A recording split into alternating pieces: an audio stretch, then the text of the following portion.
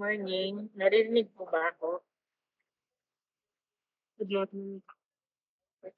Hello? Morning. So, let us start now with no topic, right? We are done with machine members on your 10 venting and torsion. Okay, so this one, the design of pressure vessels, this is simply an application of the members under pure attention. Okay, so in particular, that would be for the thin wall. Okay, but then for a pressure vessel, you have what we call thin walled at saka po thick walled vessels. Okay, so we define first a pressure vessel. So when we say a pressure vessel, it is simply our container, okay, having pressurized fluid inside. Okay? When you say fluid, it can either be a liquid o kaya po ice. Okay? So, the sample na malimit nating makita, of course, our water tank. Okay? So, meron tayong mga water tank. And then that contains, so sa labas po, makikita mo, meron siyang parang dial. Okay? So yung dial na yon, you call that your pressure gauge. Okay? So it points to a number which corresponds to the pressure of the fluid inside. Okay? So sa mga ano naman po, sa mga industries naman po, kalimitan, you have there a tank farm. Okay? So yung tank farm na yun po, that contains po different pressure vessels of different liquid na nakastore po siya. Okay? So, this pressure vessels must be designed properly in such a way that it must be safe. Okay? Pag sinabi natin, i-design natin itong si pressure vessels, we are looking for the most suitable thickness. Okay? So, thickness po nung plate na gagamitin. To create this pressure vessel po, kung siya po ay cylindrical, so it simply comes from a sheet of metal. Okay? So a sheet of metal, tapos ang gagawin nyo po, iro-roll. Okay, iro-roll siya. Tapos yung dalawang dulo, pagdudugtungin. Okay, pagdudugtungin. So it can be a welded joint. Okay, pwede pong i-weld mo yung magkabilang dulo. Tapos yung dalawang ah nung ma-form mo na po yung cylinder, yung dalawang dulo, tatapalan mo ng okay? Malalagyan mo din ng takip. I-weld mo din. Okay? And that you would form your pressure vessel. Okay? So, the method on how you join, okay, these ends po ng ating metal plate, okay, that would have its corresponding efficiency score. Okay? Pag maganda yung pagkaka-join mo sa kanila, of course, that would be 100% efficient. Pero katulad halimbawa ng gagamitan mo siya ng mga rivet, right? Or any other adjoining method, medyo mababa yung efficiency. And that should be accounted din kung who's ating design. Okay? Again, so when we say we design the pressure vessel, so normally we are looking for the thickness of the okay? Thickness ng plate na gagamit. And also, what are these forms pressure vessels? So commonly na available sa market, they are in a form of a cylinder. Okay? So yung mga water tanks, yung mga readily available, yan po ay in a form of cylinder. Okay? Pero meron din tayong makikita sa spherical in form. Okay? Spherical, kaya lang medyo maliliit. Okay? Kumbaga, maliliit lang yung kanyang capacity. And then, meron din in a form of a cube. Tapo, rectangular parallelepiped. Okay, rectangular. And then yung rectangular at saka yung cube, these are not really available sa market. Kung makakita po tayo niyan, ibig sabihin, pinafabricate po yan, pinasadya po yan na pinagawa. Okay? So, what is readily available, pinakamadami is the cylindrical. Tapos, ilan lang yung ating mga spherical, okay? And ginagamit lang siya for storing konti lang, okay? Konti lang na mga uh, small capacity lang ng fluid. Okay, bakit? Kasi pag ang gagamitin natin po is yung spherical, it will consume a lot of space. Okay, kasi para mas mag-hold siya ng malaking volume, dapat i-increase mo yung diameter ng atin na sphere. Okay? Yung spherical vessel. So, paglaki ng diameter niya, of course, yes, Miss Jane,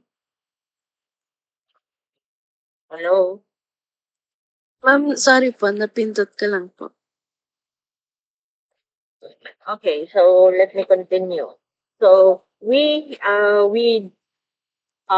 we want to increase the capacity of a spherical vessel, then we need to increase the diameter, right?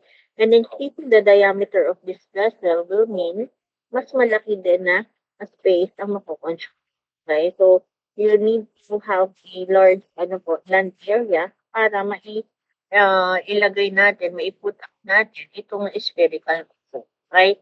That is basically the reason why yung cylindrical, okay, yun yung pinakamadami. Okay? Kasi pwede mo po siyang mapalaki yung volume in terms of the two. One is you increase the diameter and then the other one is you increase the height. Okay? So of course, mas yung increasing the height. Kasi pag in-increase mo yung kanyang height, it will have a bigger volume, a bigger capacity, but then less space pa rin yung magagamit niya. Okay? Kasi yung diameter lang, yun lang din yung maiano mo dun sa lupa. Okay? Di ba kung gaano kalaki yung diameter, so yun yung niya. Okay? Kung patataasin mo siya, so libre naman. Okay?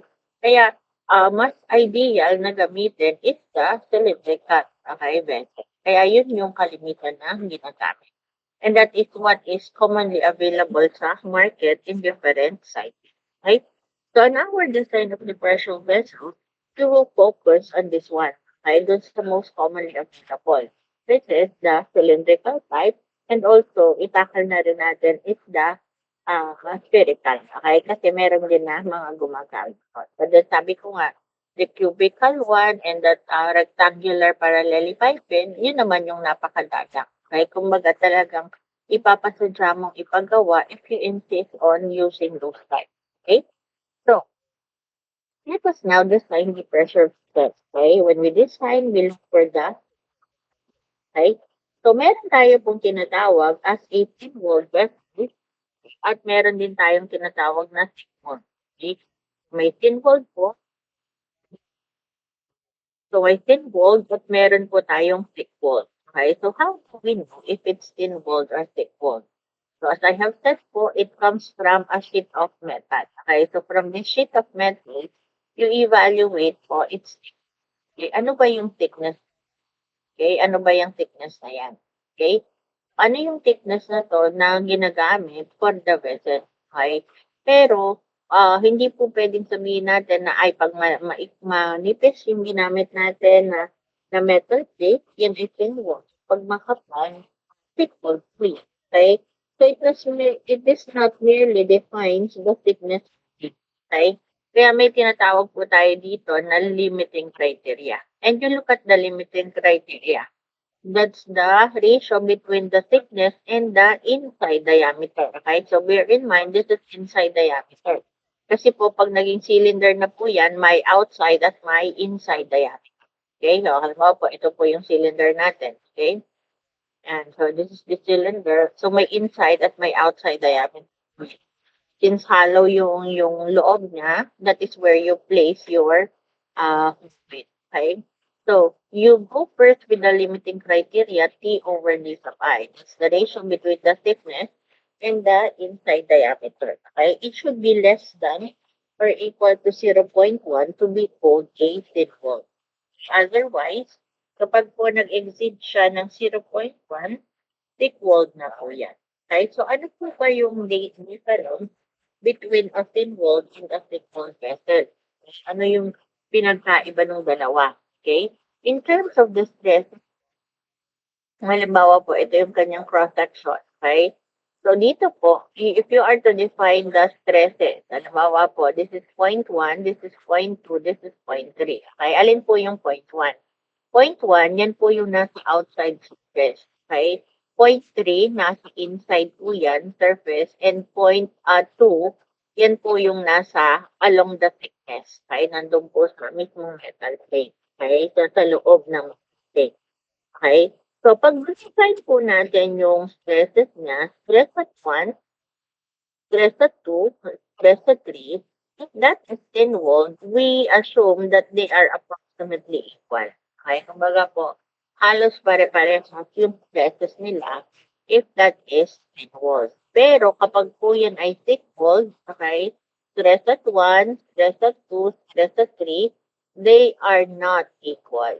Okay? Malayo po yung pagkakaiba ng mga values po nila. Okay? Kapag po yan ay thick-walled. So, most probably po, ang pinakamataas po diyan na value ng stress would be yung nandoon sa loob, yung nasa outside stress. So, ito yun po yung stress at 3. Why?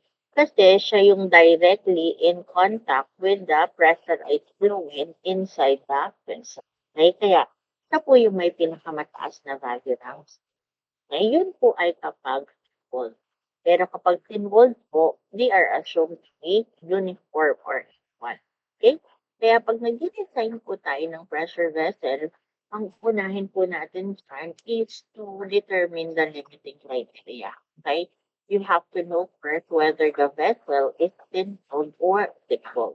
Because you have a different procedure in designing a thin-walled vessel with that of thin-walled. Ay, ito mag-pick up ang i-apply natin na procedure. Parang yun lang sa compression po. We have for the compression, we have different cases. Okay? Ganun din po dito. Pag-iibahin mo lang sa in terms of the limiting criteria, whether thin-walled or, okay? First with a thin-walled vessel. Okay? So, unahin po natin is yung cylindrical form, blood hood. Okay? So, if it's cylindrical form, ang gagawin mo una, say you pass a cutting plane over this area, okay, A prime. So, kinat mo po yung cylinder mo along its circumference, okay? So, sa circumference mo, sa kinat. Okay, so we come up now with this. So, ito na siya nung nakat natin. Kinuha natin yung isang portion, okay? So, you have here the exposed area, okay? At ito naman yung ating loob ng vessel, okay? Yan. So, from this, you come up with a stress. We call the corresponding stress as the circumferential strain, which is PD over 2T. So, this comes from the equation po ng sigma equal to force over the area. I do not know if this has been derived to you during your MDB. Okay? But then from this equation, you come up with the circumferential stress PD over 2T, where P pertains to the pressure, okay? DI is inside diameter, and T is the thickness of the plate. Okay, so that is PD over 2T. Okay, so it is not my my duty to derive pa from force over area how you come up with this PD over T. Okay, so again, we call this your induced. Right, so this is an induced stress, which is the circumference. Okay, so the induced stress is a thin-walled cylinder. You would have there two. One is the circumferential, and then the other one is the longitudinal. So this is another in. Okay, so dalawa po siya. How do you come up naman po with the longitudinal stress? That is when dito mo naman po kinat. B, B prime. So kung ito yung isang buong cylinder mo, kinat mo naman siya along the leg. Okay, kaya nung nakat mo, di umikli lang siya. Okay, because you have here the exposed area in a form of a, okay? So in this case naman po, you come up with what we call the longitudinal stress, which is equal to PD over 40. Okay? So yung circumferential kanina, that's PD over 2T. Okay? And then this one is PD over 40. Both, okay, are called your induced stresses. Okay? Induced stresses, longitudinal and circumferential. If you are to look at the two equations, paano po nagkaiba lang yung dalawang equation na to? The circumference and the longitude. Ano lang difference ng dalawa?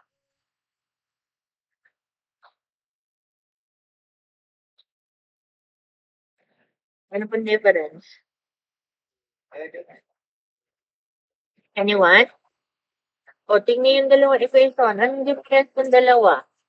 Half po ang sa longitudinal. Okay, so you have there, yung isa is divided by 2, yung isa lang is divided by 4. Okay, so yung longitudinal po, half lang po nung sa circumferential. Tama si Carlos, right? Kasi if you will be looking at this two, it would be bigger po yung circumferential over the longitude.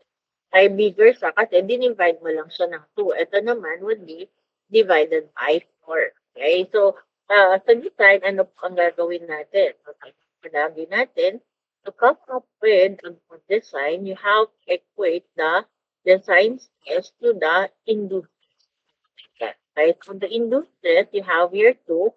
One is circumferential, and then the other one is longitudinal. Okay? So, pwede po ang gawin nyo, parehas yung solvent, tapos kunin nyo lang kung alin yung mas tamang sagot. Okay? At yung mas tamang sagot. The one which yields the higher dimension. But then, alin po ba yung mag-yield ng higher dimension? Okay? So, for a good design, we should consider a bigger strength for the material to withstand the sudden change of load due to some factors.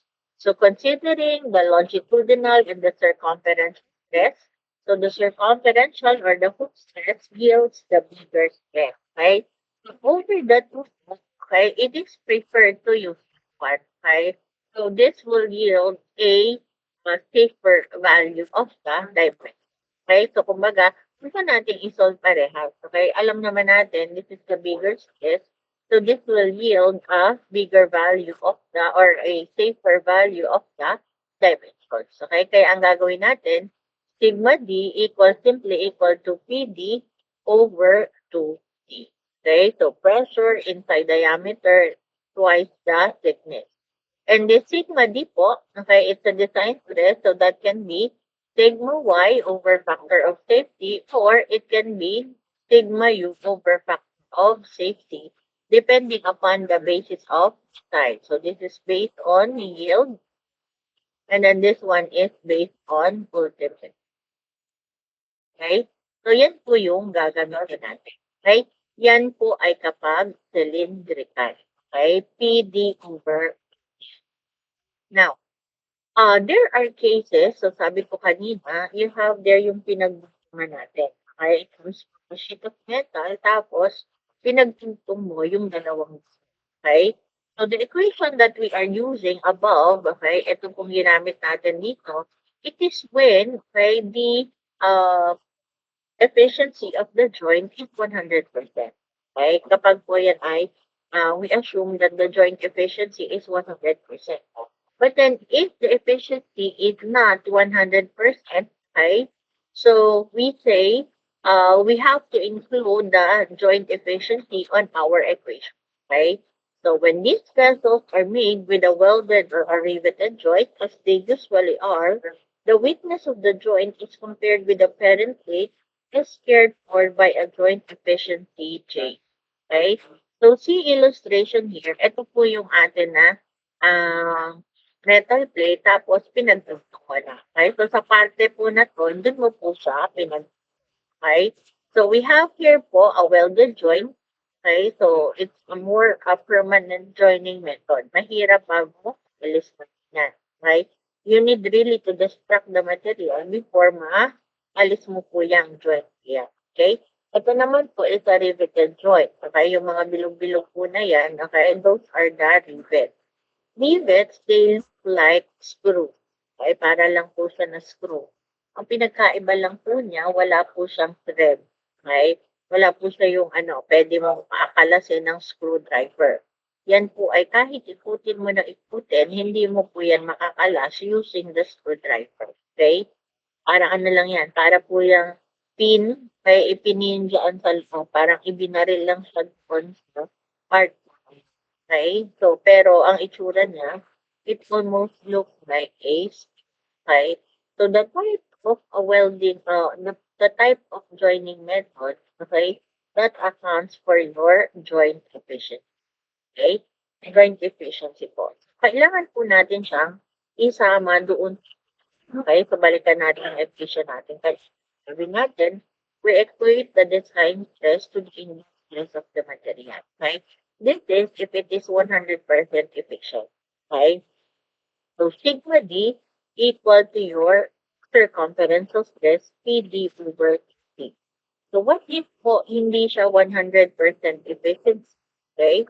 Ang gagawin natin, right, we have to lower the design strength. Right? So ang lower design strength natin will make use of symbol sigma D, lalagyan mo lang po ng prime. Okay?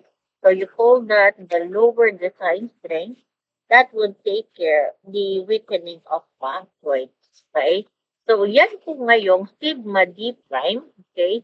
Siya po ngayon yung i-equate natin to the circumference. Okay? So sigma D prime is equal to PD over T. Okay? Ano po itong lower design stress? Okay? So when we say lower design stress, it would simply be equal to the design stress, just multiply that by the joint efficiency. Okay, halimbawa, if it is 70% joint efficiency, so it's the design stress multiplied by the decimal equivalent 0.7. Nakuha pa. Okay? So, ang gagamitin po would be the decimal equivalent. So in that case, sigma D prime would be lower than that of your sigma. Again, the sigma D value, it can be sigma U over Fs or sigma Y over factor of C. Okay? So you need to equate the two for you to obtain the value of the thickness. Okay? So, ang kinukuha po, again, sabi ko nga, it would be the thickness. Dito, incorporated na po yung, right? Yung joint efficiency. Makuha pa, may tanong ba? May tanong po sila, yun po yung para sa cylinder po natin. Okay? So, you simply equate the design stress to the induced stress. At ang gagamitin natin induced stress would be the circumferential stress ng a cylinder. PD over 2. And the design stress will remain sigma D if it is 100% efficient. Okay? If it's not 100% efficient, then ang gagamitin natin instead of sigma D, we will be having the lower design strength sigma D prime. Okay? It is simply your sigma D multiplied by your ang dinidesign po natin dito is the thickness of the plate na gagamitin. Okay? Dapat kasi it would be sufficient enough to handle the pressure inside the vessel. Otherwise, kung napakataas ng pressure niyan, tapos manipis yung ginamit natin na thickness. Okay? Hindi tama yung thickness na ginamit natin, anong posibleng mangyari? Okay? Ang posibleng mangyari ay tumabog yung iyo na. Okay? Kasi hindi kaya nung thickness, hindi kaya nung material yung kanyang pressure, yung build-up ng pressure sa. Okay? So this is really very critical in designing, diba? Pressure system. Hindi po siya basta. Kasi nga, pressurized yung fluid, so napaka-delikado pag siya ice. Okay? Now, what if we have naman a sphere? Okay? Katulad po yung kanina, so you have here yung sphere. Pag kinat mo siya ng papaganyan, pag kinat mo siya ng papaganyan, parehas lang yung magiging itsura niya. Okay? So therefore, the longitudinal stress and the circumferential stress for a spherical vessel is just the same. Okay? Hindi po katulad nung kanina sa cylinder, kinat mo along the circumference, kinat mo along the length, magkaiba yung itsura. Salamat. So ngayon po, kapag spherical siya, pag kinat mo po siya ng ganito, okay, in two ways, you would have their yield shape. Okay, so ito po is just the same as your circumference. Okay, and that resulted to PD per 40. Okay, PD per 40. Again, this is derived from sigma equal to force over the area. Okay, so sabi ko nga, this is simply an application of the tension. Okay, yung tension. Tensile load. Okay, kaya you come with it. Again, I will not be deriving this anymore because I assume this has been derived to you during your mdv. Okay? So, we have here the induced stress for a thin, cold, spherical vessel. Okay? So, this is its induced stress. Okay? So, the induced stress is again the longitudinal and the circumferential, which happens to be of the same value. So, what we will do now is to equate that. Okay? So, you equate the design stress with the induced, right? And this time is PD over 4T, right? Equal to your sigma D, right? Kapag jointed, right, with team, okay, meron tayong nilalagay na joint efficiency. So, ang gagamitin natin ay sigma D prime equal to PDI over 4T. And what is the value of this sigma DI? That would be sigma D multiplied by the joint efficiency. Sigma D prime is called your lowered design, right? Equal to PD divided by 40. So in that case, you can obtain the value of the thickness, right? Again, the value of sigma D, if your design stress can be based on the ultimate or can be based on the yield. Okay? So, pagkaiba po yung gagamitin natin na equation if it is a cylinder and that of a spherical.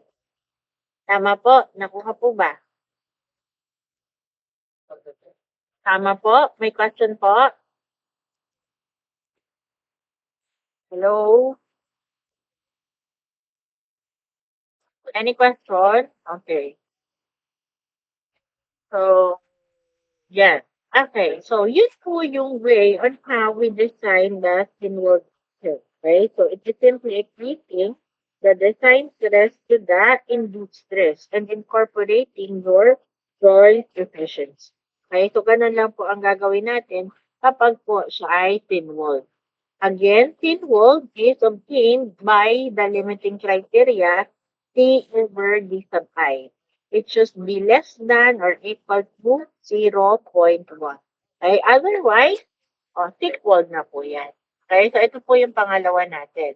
That's a thick-walled vessel. Again, a thick-walled vessel would not only mean having a value of the thickness. Okay? So, ibig sabihin po niyan, it exceeds the ratio of T over D sub I. It exceeds the ratio or the limiting criteria ng 0.1. Okay? So, mas mataas sa 0.1. So, you call it already a thick wall. As I have said kanina po, ano yung pinagkaiba niya when it comes to the stress? The stress on the inner fiber is much higher than that of the other areas.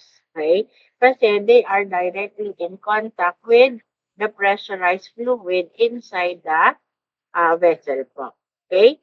So, kapag po yan ay thick-walled, ano po ang ginagawa natin saan? Okay? So, kung thick-walled po yan, halimbawa po ito yung entire thickness, ang ginagawa po natin dyan, hinahati-hati po natin yan. Okay? Parang kumukuha tayo ng tiny strip doon sa iyong thin-walled. Okay? And yung tiny strips, these are considered thin-walled.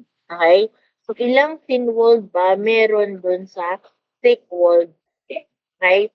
And that leads to what we call the Lames equation, right? So, if you see that the pressure vessel is a thick-walled vessel, then we are to use the Lames equation. So, hindi na po natin gagamitin dito yung equating the design stress to the induced stress of the material. Okay? Pag thick-walled po, ang gagamitin po natin is the Lames formula or the Lames equation. Okay? So, here are the Lames equation. So, this is the first one. That's the stress on the inner fiber. Ito po siya. Okay? Foot stress on inner fiber, yung po andito. Right? Yun na dyan. Okay? Yung pong nasa loob na fiber.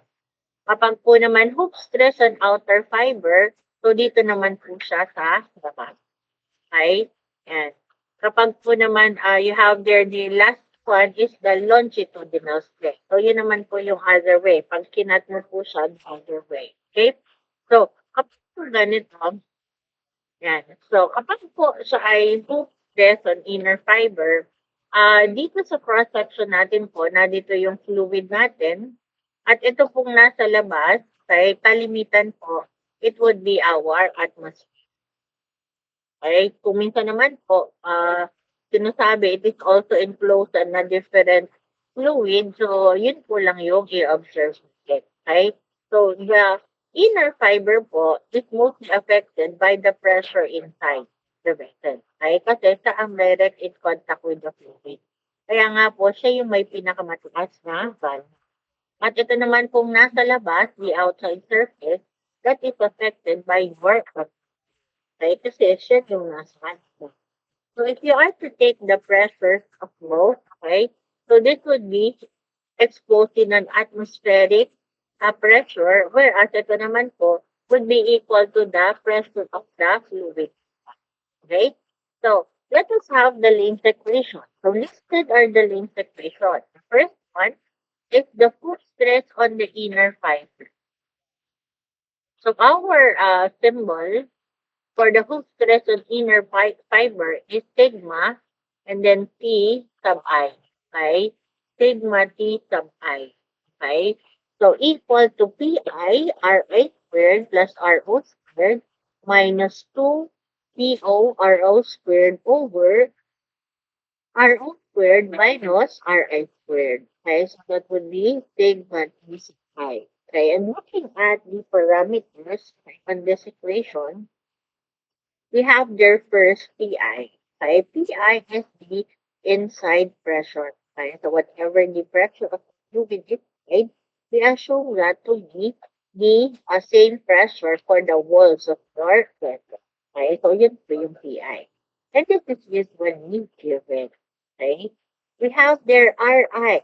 Okay? RI is the inside limits. Okay? So you are given the diameter. Okay? Then just half of it you have your inside radius, right? And then P sub O. If P sub O is not given, this is the pressure outside the vessel. If pressure outside the vessel is not given, then we simply assume that to be equal to the atmospheric pressure. Okay? So it's equal to the atmospheric pressure. Okay? Just like our sample kanina. Okay? Diba? One is, yan. Ito po. One is, this exposed more to the fluid, this is to the atmosphere. So yung PO po na yun po yung atmospheric pressure. So if that is atmospheric, that's equal to 101.325 kPa or equal to 14.7 PS. Right? So yan po yung gagamitin natin as the value of PO kung hindi po siya. Okay? So ibig sabihin nun, siya po ay atmosphere. Ay exposed to the atmosphere and not to any other thing. Okay? So yun po ang gagamitin natin for PO. Okay? So for the equation, of course, yung RO will not be given. Okay? Yung RO, that will not be given. Kasi kung gagamitin mo po, kung ibibigay po yung RO, okay, di po ba ang RO is simply equal to RI plus T. Okay? Kung ibibigay po yung value ng RO, meron din RI, edi ito na lang po yung gagamitin ko to solve for the net. Okay? Hindi na ako gagamit pa ng sigma T sub A na yan. Okay? Kasi ang haba-haba ng equation na yan. Okay? Eh, binigay naman pala itong dalawa, then I could have there already the value of the thickness, which ay 4. Okay? Yan po yung ating requirement. Yan po yung ating hinahanap. Okay? So, bakit pa akong susolve niyan? Okay? Kung binigay na po yung RO. So, definitely, the value of RO will not be given. Outside diameter will not be given. So, you have to solve for it. Okay? So, if sabihin, yung kung sinolve mo po yung sigma T sub I, it will be in a form of, okay? So, for RO, you express that simply equal to RI plus T. Right? Baga, dito, kung ipapalit po natin doon sa may mga RO na yun, it will be equal to RI plus T. Okay? So, therefore, ang makukuha mo po sa solution dito for sigma T sub I is in terms of the right? It's in terms of this time, this is the foot is on the outer fiber. Okay? So this is more, ano naman po, exposed to the atmosphere. So here, ang symbol po natin, this is sigma T sub O. Okay, palitan po. Sigma T sub O. Okay, that would be the Hooke's stress on the outer fiber. Okay, yan. Sigma T sub 2 pi Ri squared minus P sub O Ro squared minus Ri squared over Ro squared minus Ri squared. Okay? So, yan po yung gagamitin natin. And then for the longitudinal stress, sigma L equal to pi Ri squared over Ro minus Ri multiplied by, okay, that gives us the longitudinal stress. Okay? So, yung tatlo na yan, okay, those are the stresses, okay, using your James equation. Okay? And if you are to compute for the plate, okay, thickness of the plate, you have here the equation. So this one is an equation for a brittle material. This one is for the brittle material. Okay? So P equal to di over quantity sigma T sub I plus Pi over sigma T sub I minus Pi raised to 1/2 minus. Okay? So, only difference here, okay, with that of the ductile one, wala po yung itaas. Okay? So, dito po na bago. Dito po sa term.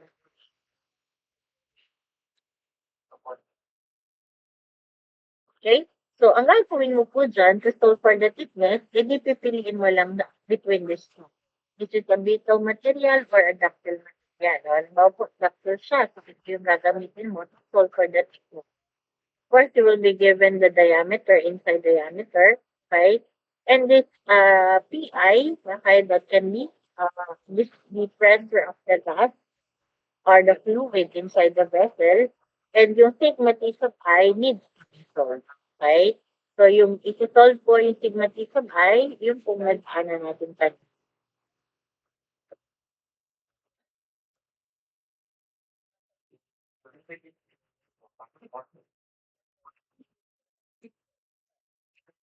Yan. Focus on the inner fiber. Yan po yun. Sigma T sub I. Okay?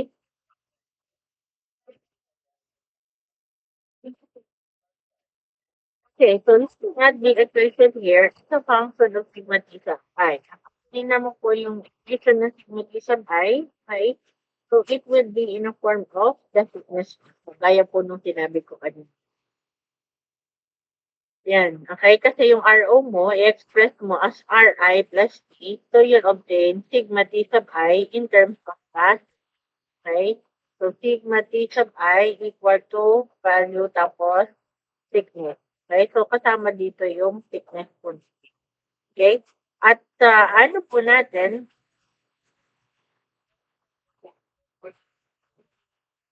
okay, yan po yung gagamitin natin for this. Okay? So meron po din yun na sigma T sub I, same thing with 1. So isa-substitute po natin.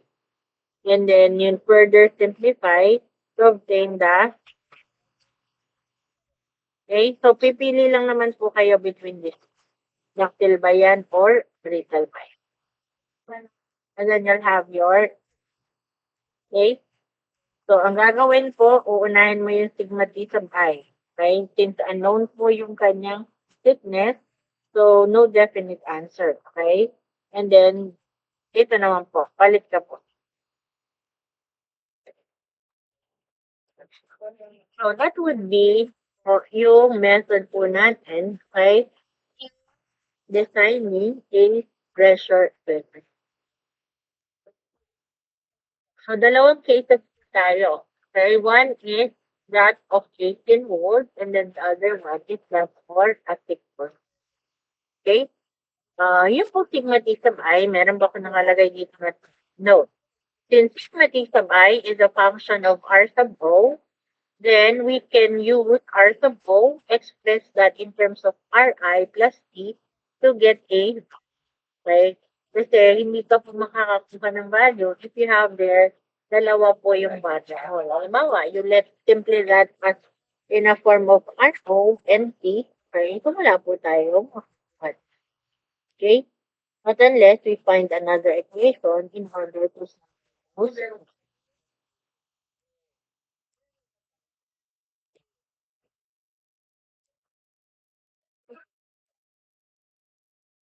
So, ang ating conclusion, again, will focus first on the limiting criteria.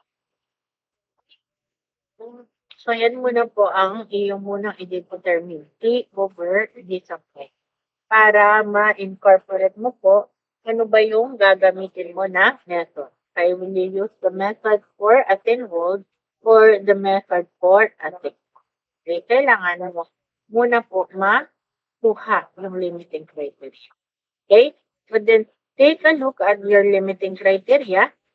It's a function also of the thickness. Okay? Thickness over D sub I. So, kung wala ka pang nasusolve, okay, kung yun nga yung may-aano pa natin, yan yung hinahanap natin, then we cannot proceed with this limiting criteria. Okay? Kaya anong gagawin natin? We need to assume. Okay? So, you need to assume anong assumption natin. It would be thin wall. Okay? So, ilalagay mo muna, assume thin wall. Then have your answer. Okay? Meron na po tayong answer, we are not sure of why. Kasi we started an assumption. So we have to prove our assumption. Okay?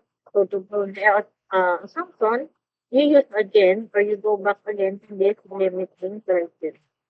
T over the sum. Okay? If the value you obtain, okay, so itasubstitute mo po dun yung signal. Okay? So if the value that you obtain is less than or equal to 0.1, then it is the limit wall. Okay? But then if it's bigger than 0.1, it would be a thick wall. Okay? So you have to apply the procedure for yung thick wall better, which is use the James equation.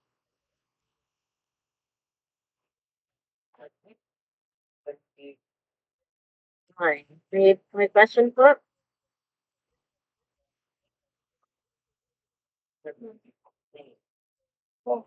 Anyone? Oh, okay. Hmm. So let us have the sample left. Doon muna po tayo sa number 2. Hmm.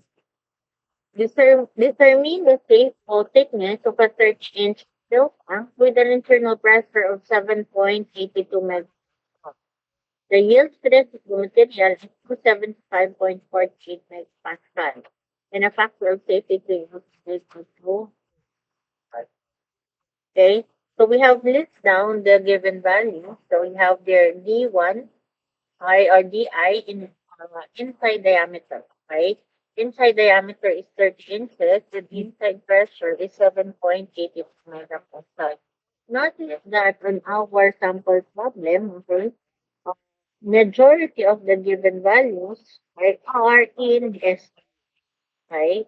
So in the SI. That is why for the given diameter, which is equal to 30, you just multiply it by the equivalent to convert it in millimeters, right? To convert that in meters. On this particular problem, since madami nga po nito is yung in SI unit, okay, ang gagawin po natin is we need to solve that in the SI, right? We need to solve it in SI unit. Parehas lang din naman po yung procedure niya, gagamitin. Right? So you have there 30 inches times 25.4 mm or 1 inch, you yield 762 grams. So that's the inside diameter and the pressure. Okay? So after that, you have the material specification. It only states it as still having sigma y equal to 275.48 megapascals. Okay? So no particular AISI number is assigned, okay, to this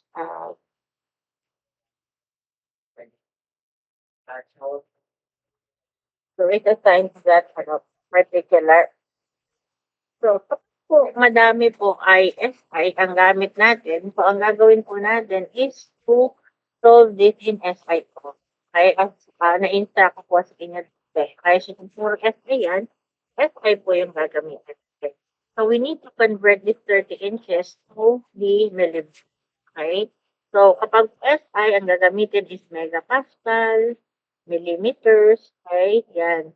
Kung force naman po, it should be in Newton, okay, or kilonewton, yan. So, yan po yung mga gagawin. So, we convert this 30 inches to 765 mm. For material specification, no specific AISI number. So, you're simply given the steel tank with this value of sigma y. With this value of sigma y, ibig sabihin po yan, it is implied that the design will be based on this. Okay? Kasi wala siyang binigay at the value of your design. For the factor of safety, it's equal to 2 and that is given. So for the design stress, we come up with sigma y over fs. This is based on sigma y, based on yield. Okay? Kasi yun lang yung binigay na property ni material. So the design stress would be sigma y over factor of safety ay equal to this value as your design. Okay? Oh, ano po ang sunod doon? We look for the limiting criteria, okay, in order to solve T over D sub I, but then sabi nga, wala po siyang thickness. Okay? So, anong gagawin? We simply assume thin wall. Okay? You assume thin wall. Okay? So, pag hindi mo po alam, assumption po initially is thin wall. So, when you say thin wall, or a good design, equate design stress to the input stress of the material, which is the circumferential PD over T equal to your sigma D. Okay? Sigma D, we have that already, 137.74 megapascal, and that is equal to T is 7.82 DI, and then twice that. So you have it. 21.6307 millimeters sa our answer. Okay, now, is this value of thickness correct already? Tama na po ba yun? May thickness na po ako tama na po ba yun?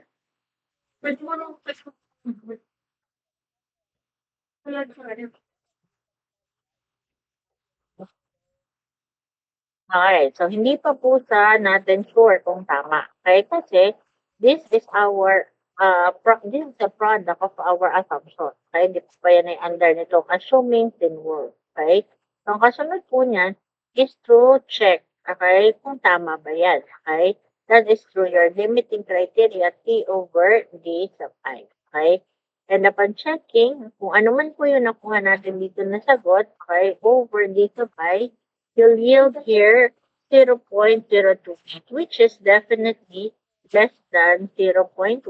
Then, we say thin wall. Okay? Yan. So, kung thin wall yan, ibig sabihin, tama na po yung ating, okay? So, we have here 21, okay, as the thickness, and that would be equivalent of 22 mm. Okay, so tama po ito. So, ang kanila pong commercially available would be the next higher. Okay? If that is in millimeters.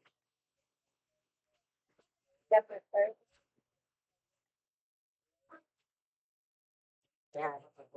May question po? Wala? Yes, Tristan?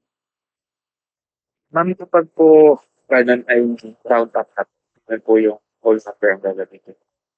Again? Magra-round po. Ka-round po kapag Saan bunso? Saan? final answer sa thickness. Final answer. So, kung ano yung gagamitin natin, di ba, this is the commercially available size. This is the commercially available. Parang doon sa inches natin, di ba, sa English unit, meron tayong commercially available. Okay? So, ito yun. Okay? So, dito lang, hindi katulad doon na may range, tsaka merong interval. Okay? By fraction. Dito, hindi. Since ay millimeter, so sobrang maliit niya na, okay? It will simply be measured per unit. Okay? Kaya yan ay 21.631. So that would be equivalent to 23. O halimbawa po nakalagay dyan ay 21.038. Oh, that would be same 22 mm. Okay? O mga 21.43. Okay. So that would still be on ano po, 22 mm. Okay na? Okay. Oh, balik ako po ngayon dito sa problem 1. Okay, baka kala kasi may magkakainis. Okay? So, determine the bursting steam pressure of a steel ball with a diameter of 10 inches and made of 1/4 thick steel plate. Joint efficiency is of 70% and the tensile strength is 50 kN. Okay? So, you look down and lift down the given. Okay, so inside diameter is equal to 10 inches. Thickness is 1/4 inch. Okay, and the other one is JE 70%, so it's equivalent to 0.70. Right?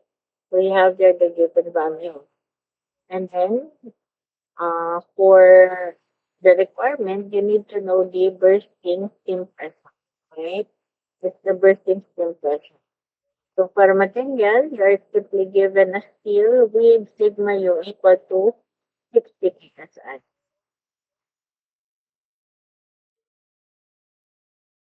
Okay? So no particular AIFI number na ulit. Okay? So still in general, but then the properties are given. Okay? Sigma u equal to 60 psi. For the factor of safety, again, wala pong value ng excess na binigay since it is ano. So, the time of this, we say, for a good answer. You need to equate this instead to the industry. Okay? So the design stress can be equated to your design stress. Okay? And the sigma u, right, is equal to sigma u over factor of safety. And then of the given po, okay, meron po tayong binigay na joint efficiency. Okay? So instead of having sigma d, ang gagamitin natin ay sigma d prime. So it's equal to sigma d multiplied by JE. And what is your sigma d? That would be sigma u over factor of safety then multiplied by JE. For the JE, ang substitute po natin would be the decimal exponent. Okay? So you come up with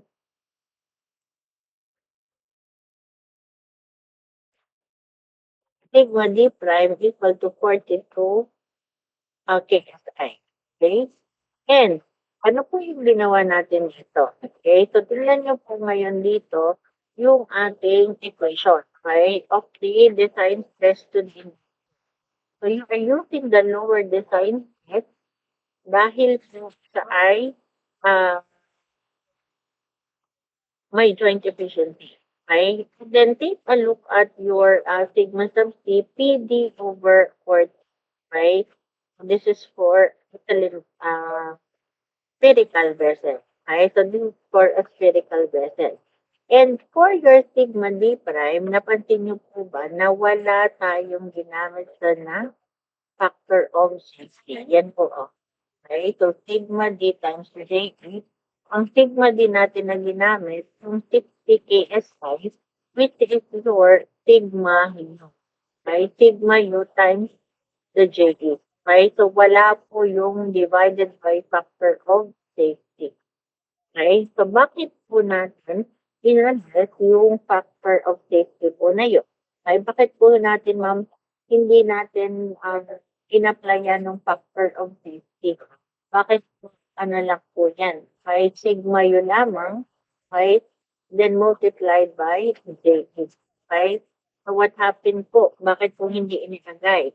Okay? if you will go back to the statement, okay, determine the berthing, okay, steam pressure, okay?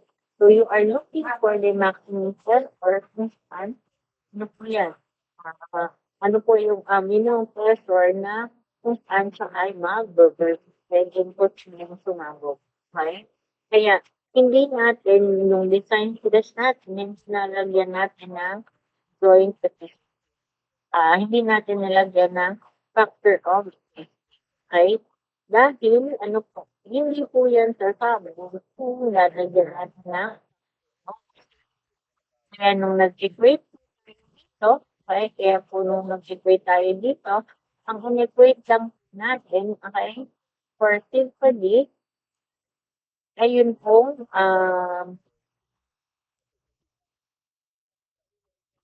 yan. Kaya ang in-equate lang po natin dito, okay, for your sigma D, simply equal to yung sigma, okay, sigma M. We have to ignore here the factor of, okay? So that's basically the reason, right? So, ang final answer po natin dito, okay? We come up with, yan, P over D sub I, okay, it's equal to, as in volts, since that is less than um, 0.1, okay? So we come up now with pressure 4.2.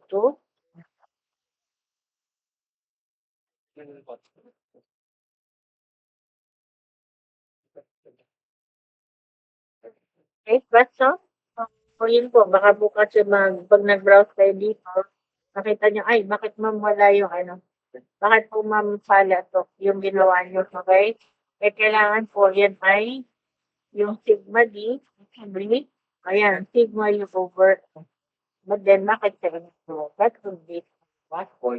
Okay, we are looking for the bursting steam pressure. Okay, that's 22.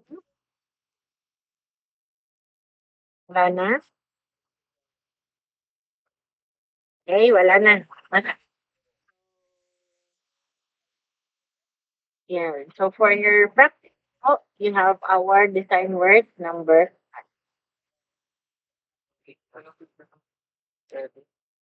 So again, you prepare for our quiz by next week, right? I think our presentation-based class is Monday, right? So we'll have our examination by Monday. So it's only 1.5 hours, right? So bago dumating doon sa classroom, paki-arrange yun na po ang okay, para hindi na makulangan yung 1.5 hour po natin. Okay? You know the rules for the examination. So, please try ano po, follow the rules. Okay? Nakuha po, naintindihan po, walang magbaborrow ng kahit na anong gamit from the class. Okay? Kanya-kanya pong gawa. So, it's a combination of the 20 points po na objective within the rest 80 percent okay, or 80 points will be allotted for the ano, problem solving. Kasama na rin po ba ang design work card? Pwede pong hindi. Okay lang. Okay, pwede pong hindi. Okay, but then you try na rin po to solve, right, for your, ano po, for practice po ng paggawa ng survey. Okay? Yes, Emily po. Ma'am, clarify ko lang po kung kasama po tong pressure vessels, please. For the first best, hindi ko pa po masagot today. Okay, kasi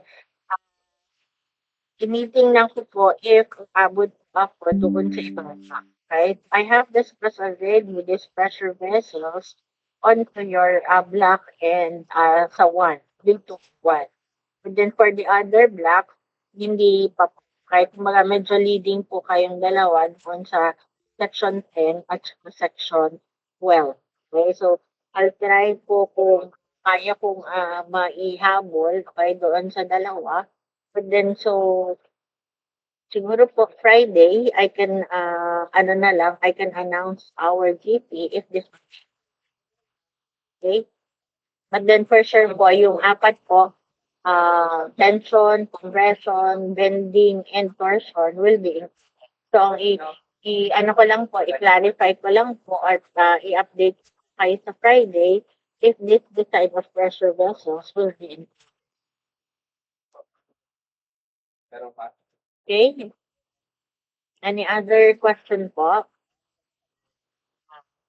So, the quiz po, that's 20% of your course. Okay? Pag-igihin din po natin.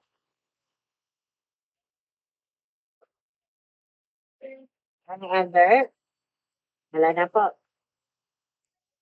Okay. I'll stop na po my presentation ha.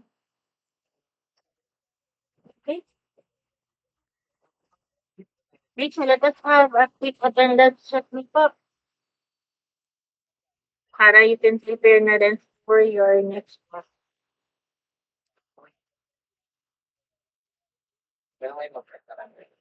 Everyone.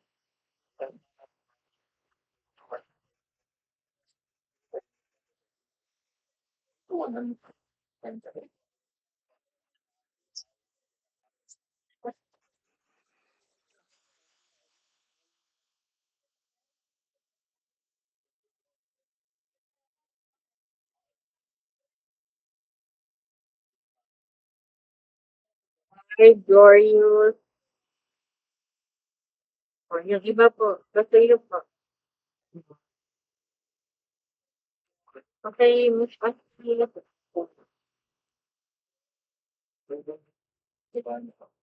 Wala itong dalawa na. And still, wala. Oh, actually,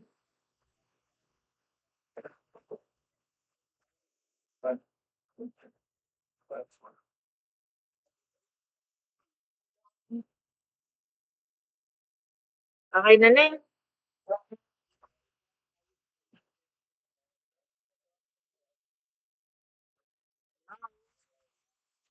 Yes po. Okay, thank you. Thank you, everyone. Bye-bye. Thank you po, ma'am. Bye po.